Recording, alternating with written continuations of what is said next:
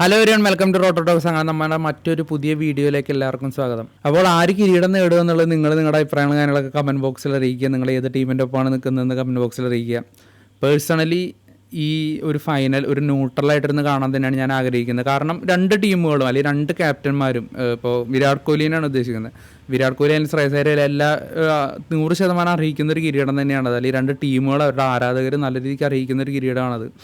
അപ്പോൾ രണ്ട് ടീമുകൾ അത് അറിയിക്കുന്നുണ്ട് ഈക്വലായിട്ട്. സോ ഒരു ന്യൂട്രൽ രീതിയിൽ നിന്ന് ഈ കളി കാണാനാണ് ഞാൻ ആഗ്രഹിക്കുന്നത്. എന്തായാലും പേഴ്സണലി അങ്ങനെ തന്നെയായിരിക്കും എൻ്റെ ഒരു മൈൻഡ് സെറ്റ് ഉണ്ടാവുക. അപ്പോൾ എന്തായാലും നാളത്തെ മത്സരത്തിനായിട്ട് നമുക്ക് എല്ലാവർക്കും വെയിറ്റ് ചെയ്യാം. നല്ലൊരു മത്സരം ആവട്ടെ. അപ്പോൾ നമുക്ക് എന്തായാലും ഒരു പ്രിവ്യൂ റിപ്പോർട്ടിലേക്ക് ഒന്ന് പോകാം. ശ്രേയസ് അയ്യർ ആയാലും രജത് പട്ടിദാർ ആയാലും കിരീടം ഉയർത്തുമ്പോൾ എന്തായാലും ഈ ഇത്രയും 18 വർഷക്കാലമായിട്ട് IPL കിരീടം എന്ന മോഹവുമായിട്ട് നടക്കുന്ന ആരാധകർക്ക് ഒരു സന്തോഷത്തിൻ്റെ ഒരു നാളുകൾ കൂടി തന്നെയായിരിക്കും ഇനിയുള്ളൊരു വർഷക്കാലം. എന്തായാലും IPL ഫൈനൽ ഒരു രാത്രിയുടെ മാത്രം വ്യത്യാസം നിൽക്കുമ്പോൾ ആർക്കായിരിക്കും കൂടുതൽ ജയസാധ്യത? എന്തായാലും രണ്ട് ടീമുകൾ ഈ സീസണിൽ ഏറ്റുമുട്ടിയ 3 മത്സരങ്ങളിൽ 2 മത്സരങ്ങൾ RCB ജയിച്ചിട്ടുണ്ട്. ഒരു മത്സരത്തിൽ പഞ്ചാബും. അവസാനം ഏറ്റുമുട്ടിയ ക്വാളിഫയർ 1-ൽ RCBയുടെ വിജയം ഭയങ്കര ഡൊമിനേറ്റിംഗ് തന്നെയായിരുന്നു. പക്ഷേ രണ്ടാം ക്വാളിഫയറിൽ മുംബൈക്കെതിരെ അതിനും മികച്ചൊരു വിജയത്തോടുകൂടി പഞ്ചാബും തിരിച്ചു വന്നിരിക്കുകയാണ്. രണ്ട് ടീമുകളും ഇത് കഴിഞ്ഞ മത്സരം കളിച്ച പ്ലേയിങ് ലെവലിൽ നിന്ന് കാര്യമായിട്ടൊരു മാറ്റം ഉണ്ടാകാൻ ചാൻസ് ഇല്ല. അഹമ്മദാബാദ് ഗ്രൗണ്ടിൽ പഞ്ചാബിനുള്ളൊരു മേൽക്കൈ അവർക്ക് കുറച്ചുകൂടി ഒരു സ്ലൈറ്റ് അടിച്ച് നൽകുന്നുണ്ട്. കാരണം ഇതുവരെ അഹമ്മദാബാദ് കളിച്ച ഒരു മത്സരവും പഞ്ചാബ് തോറ്റിട്ടില്ല. പഞ്ചാബിന് അഹമ്മദാബാദ് ഗ്രൗണ്ടിൽ മറ്റൊരു അഡ്വാൻറ്റേജ് ശ്രേയസ് അയ്യരുടെ പെർഫോമൻസ് തന്നെയാണ്. അവിടെ കളിച്ച 3 മത്സരങ്ങളിൽ 58, 87, 97 ഇങ്ങനെയാണ് ശ്രേയസ് അയ്യരുടെ ബാറ്റിംഗ് റൺസ് എന്ന് പറയുന്നത്.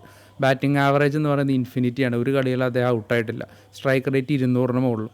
അത്രയും ഒരു ഭീകര ഫോമിലാണ് ശ്രേയസ് അയ്യർ കളിക്കുന്നത്. അതും ആ ഗ്രൗണ്ടിൽ പ്രത്യേക ഫോമാണ് അദ്ദേഹത്തിന്. പക്ഷേ അയ്യരെ പൂട്ടാനായിട്ട് RCBയുടെ അടുത്ത് അവരുടെ വജ്രായതുണ്ട്, ജോഷ് ഹെയ്സൽവുഡിനെതിരെ 50 മാത്രമാണ് ശ്രേയസ് അയ്യർക്ക് സ്ട്രൈക്ക് റേറ്റ് വരുന്നത്. അതും 4 തവണ ജോഷ് ഹെയ്സൽവുഡിന് അദ്ദേഹം വിക്കറ്റ് സമ്മാനിച്ചിട്ടുണ്ട്. അതുകൊണ്ട് ജോഷ് ഹെയ്സൽവുഡിനെ അയ്യർക്ക് വേണ്ടി മാത്രം മാറ്റിവെക്കാൻ തന്നെയായിരിക്കും RCB ടീമിൻ്റെ തീരുമാനം. ഇങ്ങോട്ട് വരുമ്പോൾ അർഷദീപിന് ഫിൽസാൾട്ടിനെതിരെ ഒരു മികച്ച റെക്കോർഡുണ്ട്. അപ്പോൾ അർഷദീപിനെ ഫിൽസാൾട്ടിനെതിരെ തുടക്കത്തിൽ തന്നെ ഉപയോഗിച്ച് ഫിൽസാൾട്ടിന് വിക്കറ്റ് എടുക്കാൻ തന്നെയായിരിക്കും പഞ്ചാബും ശ്രമിക്കുന്നുണ്ടാവുക. എന്തായാലും ഇരു ടീമുകൾക്കും ഇതൊരു ഒരു സ്വപ്നതുല്യമായ നേട്ടം തന്നെയാണ്. RCBക്ക് എന്ന് പറയുമ്പോൾ അവരുടെ ആരാധകരുടെ, എന്നാലും നാളത്തെ മത്സരത്തിൽ ആ അഹമ്മദാബാദ് സ്റ്റേഡിയം നിറയ്ക്കാൻ പോകുന്ന RCB ആരാധകർ തന്നെയായിരിക്കും. ആ 18-ാം നമ്പർ കുപ്പായക്കാർ തന്നെയായിരിക്കും സ്റ്റേഡിയം ഫുൾ കവർ ചെയ്യുന്നുണ്ടാവുക. അപ്പോൾ ആ ആരാധകരെ മുന്നിൽ വെച്ച് കിരീടം ഉയർത്താനുള്ള ഒരു സുവർണ്ണ അവസരമാണ്. ഒരു പക്ഷേ തോൽവിയാണെങ്കിൽ അത് ഭയങ്കര ഒരു ഹാർട്ട് ബ്രേക്കിംഗ് മൊമെൻ്റ് തന്നെയായിരിക്കും. IPL ഫൈനൽ കളിച്ച് ഹിസ്റ്ററി നോക്കിക്കഴിഞ്ഞാൽ അതിൽ മേൽക്കോയ്മ RCBക്ക് തന്നെയാണ്. അവരുടെ 4ാമത്തെ ഫൈനലാണ്. മുൻപത്തെ 3 ഫൈനലുകളിലും അവർ തോൽക്കാനുണ്ടായത്. അതിനും സൺറൈസേഴ്സിനെതിരെയുള്ള ഒരു തോൽവി തന്നെയായിരിക്കും ഏറ്റവും വേദനിപ്പിക്കുന്നുണ്ടാവുക. കളിയുടെ ഏകദേശം 80% കഴിഞ്ഞപ്പോൾ വിജയം RCBയുടെ ഭാഗത്ത് തന്നെയായിരുന്നു. പക്ഷേ പിന്നീട് അങ്ങോട്ടാണ് എല്ലാം തലതിരിഞ്ഞത്. പഞ്ചാബിനെ സംബന്ധിച്ചിടത്തോളം വൃദ്ധിമാൻ സാഹയുടെ ഒരു ഗംഭീര സെഞ്ചുറിയിൽ കിരീടം ഉറപ്പിച്ചിരുന്ന മത്സരത്തിൽ മനീഷ് പാണ്ഡെയുടെ ഒരു മികച്ച ഇന്നിങ്സ് അവർക്ക് ആ ഒരു കിരീടം തട്ടിത്തെറിക്കുന്ന കാഴ്ച. അതിനുശേഷം പിന്നീട് ഇപ്പോഴാണ് അവരൊരു ഫൈനൽ കാണുന്നത്. RCBക്കായാലും പഞ്ചാബിനായാലും കിരീടം നേടുക എന്ന് പറയുന്നത് അവരുടെ 18 വർഷമായിട്ട് അവരോടൊപ്പം നിൽക്കുന്ന ആരാധകർക്ക് അവർക്ക് കൊടുക്കാവുന്ന ഏറ്റവും വലിയൊരു ഗിഫ്റ്റ് തന്നെയായിരിക്കും. അതുകൊണ്ട് രണ്ട് ടീമിൽ ആര് നേടിയാലും പേഴ്സണലി എനിക്ക് സന്തോഷം മാത്രമേ ഉള്ളൂ. എന്തായാലും വിരാട് കോഹ്ലിയോടുള്ള ഒരു സ്നേഹം നമുക്ക് എപ്പോഴും ഉണ്ട് എല്ലാ ഇന്ത്യക്കാർക്കും. എന്തായാലും വിരാട് കോഹ്ലി എന്ന് പറയുന്ന പ്ലെയർ അദ്ദേഹത്തിൻ്റെ കരിയർ കംപ്ലീറ്റ് ആക്കാനായിട്ടുള്ള ഒരു ചാൻസാണ്. അതായത് ആ ഒരു IPL കിരീടം. കഴിഞ്ഞ ദിവസം രാജമൗലി അദ്ദേഹത്തിൻ്റെ ട്വിറ്ററിൽ കുറിച്ച പോലെ ശ്രേയസ് അയ്യർ എന്ന് പറയുന്ന നായകൻ്റെ ഒരു മികവിനെ പറ്റി തന്നെയാണ് നമുക്ക് ആദ്യം എടുത്ത് പറയാനുള്ളത്. ഡൽഹി ക്യാപിറ്റൽസ് എന്ന് പറയുന്ന ടീമിനെ കുറേ വർഷങ്ങൾക്ക് ശേഷം 6 വർഷങ്ങൾക്ക് ശേഷമാണ് അദ്ദേഹം വീണ്ടും അദ്ദേഹത്തിൻ്റെ നേതൃത്വത്തിൽ പ്ലേ ഓഫിലോട്ട് കയറ്റുന്നത്. തൊട്ടപ്പുറത്തെ വർഷം തങ്ങളുടെ ആദ്യ ഫൈനലിലോട്ട് അദ്ദേഹം എത്തിച്ചു. ആ ഡൽഹി ക്യാപിറ്റൽസ് അദ്ദേഹത്തിന് വിടുന്നു, കൊൽക്കത്തയിലോട്ട് എത്തുന്നു, കൊൽക്കത്തയ്ക്ക് 3ാം കിരീടം നേടിക്കൊടുക്കുന്നു. കൊൽക്കത്തയും അദ്ദേഹത്തിന് വിടുന്നു, തിരിച്ച് പഞ്ചാബിലോട്ട് എത്തി. പഞ്ചാബിനെ വീണ്ടും ഫൈനലിലോട്ട് എത്തിച്ചിരിക്കുകയാണ് അദ്ദേഹം തീർച്ചയായിട്ടും ഒരു കിരീടം ഡിസർവ് ചെയ്യുന്നുണ്ട് 100% നമുക്ക് പറയാൻ സാധിക്കും. എന്നാൽ തൊട്ടപ്പുറത്ത് നിൽക്കുന്നത് വിരാട് കോഹ്ലിയാണ്. വിരാട് കോഹ്ലിയും ഒരു കിരീടം അർഹിക്കുന്നുണ്ട് എന്ന് നമുക്ക് എല്ലാവർക്കും അറിയുന്ന കാര്യമാണ്.